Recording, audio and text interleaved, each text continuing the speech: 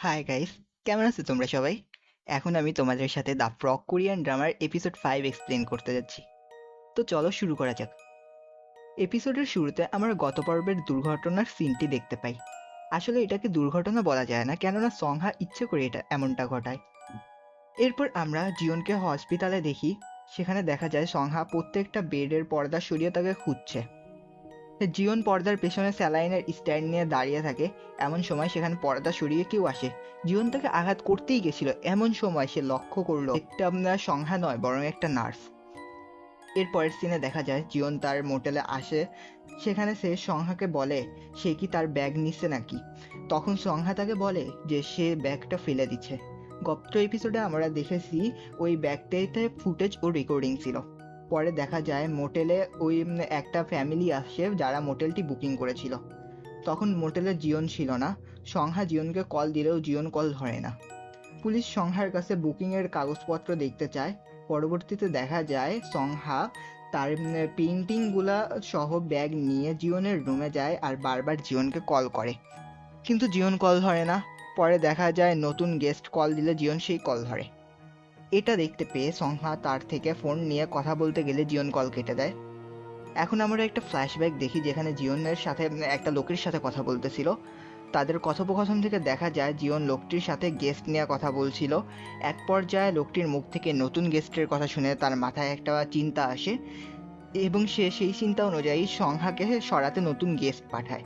পরে দেখা যায় গেস্টদের মধ্যে একটা মেয়ে সংহার কাছে টুথব্রাশ চায়। এতে সংহা তার সাথে খারাপ ব্যবহার করে, তাই মেয়েটা ও তার বন্ধুরা মিলে সংহার রুমের কাজ ভেঙে দেয়। আমি আগেই বলেছি সংহা জিওনের রুমে থাকা শুরু করেছে। এরপর আমরা যেখানে ডিটেকটিভে ক্যাংকে দেখি, সে সংহাকে কাঁচ ভাঙার ব্যাপারে বলে।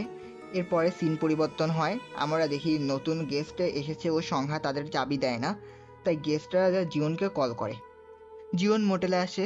সে সংহার কাছ থেকে চাবি নিয়ে দরজার কাছে গেলে দেখতে পায় ডিটেকটিভ ক্যাংকে। সে বলে সে একটা বুকিং করেছে ও ওগুলো তার বন্ধু। পরে দেখা যায় সংহা টুথব্রাশ নিতে জিওনের রুমে যায়। সেখানে সংহা তাকে বলে মোটেলটিকে দুজন ভাগ করে নেবে। তার কথা শুনে জিওন তাকে সাইকো বলে, যা শুনে সংহা তাকে এই কথা দ্বিতীয়বার বলতে নিষেধ করে। এরপর সংহা জিওনকে বলে যে জিওন যদি বাচ্চাটিকে মরার কাহিনী শুনে তাহলে সে সংহার সাথে থাকতেই পারবে না। এই কথা শুনে জিওন সংহার গলা চেপে ধরে, কিন্তু কিছুক্ষণ পরে আবার ছেড়ে দেয়। পরে সে গাড়ি নিয়ে কোথাও যাওয়ার সময় পথে বন্য শূকরকে দেখতে পায়। শিকড়ের দৃষ্টি দেখে তার সংহার চোখের দৃষ্টির কথা মনে পড়ে, তাই সে শূকরটাকে গাড়ি চাপা দিয়ে দেয়। পরে দেখা যায় জিওন তার রুমে আসলে সেখানে ডিটেকটিভ ও সংহাকে দেখতে পায়। জিওন ডিটেকটিভকে বলে সে গেস্ট হলেও যেন সে জিওনের রুমে থাকতে পারবে না। এখান থেকে জিওন ও ডিটেকটিভের মধ্যে মারামারি শুরু হয়। এখানে জিওন অনেক মার খায়। তখন সেখানে পুলিশের গাড়ির সাউন্ড শোনা যায়, কেননা জিওন আগেই পুলিশের কে কল করেছিল। তারপরে দেখা যায় ডিটেকটিভ মোটেলে যায়। সেখানে সে জিওনের ব্যাগ পায়, যেটায় রেকর্ডিং ছিল।